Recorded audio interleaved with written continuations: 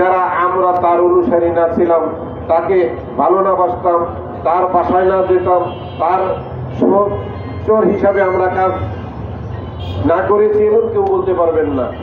আমরা তার বাসাতে গিয়েও দেখেছি ওনার যে স্ত্রী, ওনার যে সহধর্মিনী, তিনিও সারাক্ষণ মানুষের সময় দিয়েছেন।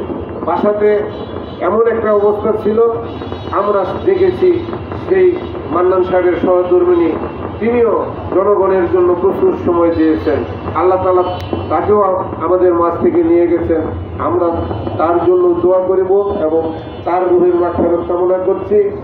আজকে অধ্যাপক এম এ মান্নান সাহেবের একমাত্র সন্তান গাজীপুর মহানগর বিএনপির সংগ্রামী সাধারণ সম্পাদক এম মঞ্জুরুল করিম রনি, আপনারা সকলে অবগত আছেন যে আমরা এই গাজীপুর মহানগর বিএনপির দায়িত্বভার গ্রহণ করার পর আমরা সম্মিলিতভাবে সকলকে নিয়ে, আপনাদেরকে নিয়ে এই গাজীপুরকে ঐক্যবদ্ধ রাখার চেষ্টা করে যাচ্ছি। আমরা আপনাদের সকলের সহযোগিতায় একত্রিতভাবে আমরা আগামী যে দিনগুলো আছে, প্রতিটি আন্দোলন সংগ্রাম আমরা পার করে এসেছি। এখন যে কর্মসূচিগুলো আছে সেগুলোকেও আমরা একত্রিতভাবে করব এবং আমরা আগামীতে যে ভোটের রাজনীতি আসবে সেখানেও আমরা একত্রিতভাবে কাজ করব এবং আমরা এই গাজীপুর মহানগরকে একত্রিতভাবে, ঐক্যবদ্ধভাবে সকলে মিলেমিশে এই গাজীপুরের সর্বময় উন্নয়ন করতে চাই এবং এই গাজীপুরের সেবা দিতে চাই। সেই জন্য বলবো যে আমরা সকলেই যেন সেই অধ্যাপক এম এ মান্নানের যে স্মৃতি সেটাকে যেন আমরা ধরে রাখি এবং অধ্যাপক এম এ মান্নান সাহেব যে সেবা দিয়েছেন এই গাজীপুরবাসীকে, যেভাবে নিষ্ঠার সাথে উনি কাজ করেছেন, আমরা যেন তার পথ অনুসরণ করে আমরা যেন সেভাবে এই গাজীপুরের মানুষের পাশে থাকতে পারি।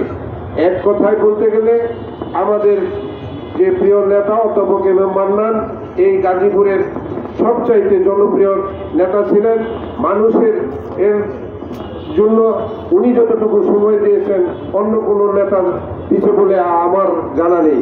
সেই জন্য বলবো এই মানুষটি যেন আল্লাহ তাআলা বেহেশতে সর্বোচ্চ মাকাম দান করেন, আল্লাহ তাআলা যেন তাকে মাফ করে দেন, আল্লাহ তাআলা যেন তাকে বেহেশত নসিব করেন এবং আমরা যেন সকলে মিলেমিশে সব সময় আমরা তাকে স্মরণে রাখতে পারি এবং আমাদের মাঝে যেন উনি আমৃত্যু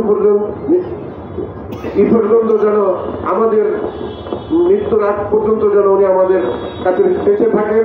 সেই জন্য আমরা সকলে মিলেমিশে তাকে স্মরণ করব এবং প্রতি মৃত্যুবার্ষিকীতে আমরা যেন তাকে স্মরণ করতে পারি সেই আহ্বান রেখে আজকের এই ফ্রি মেডিকেল ক্যাম্পের শুভ উদ্বোধন ঘোষণা করে আমি আমার বক্তব্য এখানে শেষ করছি।